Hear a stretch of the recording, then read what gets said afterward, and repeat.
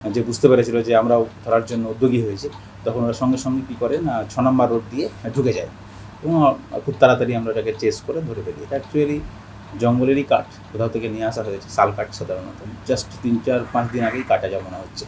লক্ষাধিক টাকার শাল কাঠসহ এক ব্যক্তিকে গ্রেফতার করল বৈকুণ্ঠপুর বন বিভাগের ডাবগ্রাম রেঞ্জের বনকর্মীরা। গোপন সূত্রে খবরের ভিত্তিতে শিলিগুড়ি বর্ধমান রোড সংলগ্ন গৌরীয় মঠের সামনে বনকর্মীরা তল্লাশি শুরু করে। সূত্রের খবর অনুযায়ী একটি গাড়িকে বনকর্মীরা দেখতে পেয়ে তারা পালিয়ে যাওয়ার চেষ্টা করে। এরপরই গাড়িটির পিছু ধাওয়া করে শক্তিগড়ে ৬ নম্বর রাস্তায় আটক করা হয় গাড়িটিকে। বাগডোগরার কেষ্টপুরে খাসপাড়ার বাসিন্দা পুলক মণ্ডলকে গ্রেফতার করে বনকর্মীরা।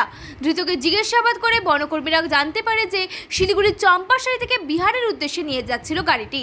রেঞ্জ অফিসার শ্যামাপ্রসাদ চাকলাদার জানান, উদ্ধার হওয়া শালকাঠের আনুমানিক বাজার মূল্য প্রায় লক্ষাধিক টাকা। অ্যাকচুয়ালি আমাদের কাছে কালকে গোপন সূত্রে আমাদের কাছে খবর ছিল যে একটা গাড়ি মানে কিছু লোড হয়ে সেটা আসছে ভায়া বর্ধমান রোড আসছে, এরকম খবর ছিল আমাদের কাছে।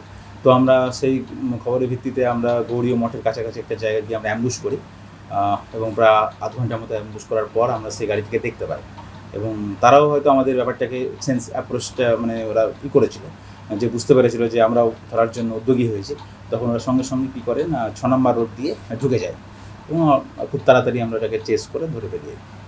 এটা অ্যাকচুয়ালি জঙ্গলেরই কাঠ, কোথাও থেকে নিয়ে আসা হয়েছে, শাল কাঠ সাধারণত, এবং জাস্ট ৩-৪-৫ দিন আগেই কাটা জমানো হচ্ছে। যাচ্ছিল এখন ওটা তখন ইনভেস্টিগেশন চলছে, এখন জিজ্ঞাসাবাদ করছি সব কিছু আর ফার্দার ইনভেস্টিগেশন। অ্যাকচুয়ালি বিহারের দিকেই যায়, তারাই কোথাও ডাম্পিং হওয়ার কথা, কারণ 4টে মাত্র লগ আমরা পেয়েছি, হয়তো আরও কিছু আছে কোথাও। হ্যাঁ, সেটা আমাদের সিজার ইমপ্রেশন, হ্যামার ইমপ্রেশন। সেটা যখন আমরা কোনো জিনিস সিজ করি তখন আমরা কী করি, সিজ হ্যামার ইমপ্রেশন ওর মধ্যে দিই। এটা ঠিক আমরা মানে বলবো না আর কি, বলা উচিত নয়। কাঠগুলো ওরা সাধারণত আশেপাশে জঙ্গল থেকে কেটেছে, ঠিক আছে, এইটুকুই, এর চেয়ে বেশি আমরা কিছু করবো না। বৈকুণ্ঠপুর থেকে নয়, যতদূর মনে হচ্ছে, একটু পাশ থেকে মনে হচ্ছে। আসামির বাড়ি কোথায়? আসামির বাড়ি হচ্ছে খাসপাড়া, কেষ্টপুর, দার্জিলিং ডিস্ট্রিক্ট, বাগডোগরা থানা। উনি চালাচ্ছিলেন গাড়ি। আরও কেউ ছিল গাড়িতে? আমরা যখন ধরি তখন একজনই ছিল। গাড়ি চালককে অ্যারেস্ট করা হয়েছে? হ্যাঁ, চালককে অ্যারেস্ট করা হয়েছে এবং গাড়ির পেপারস তো আমরা বেশি কিছু পাইনি, গাড়ির নাম্বার ছাড়া চলে যাচ্ছি।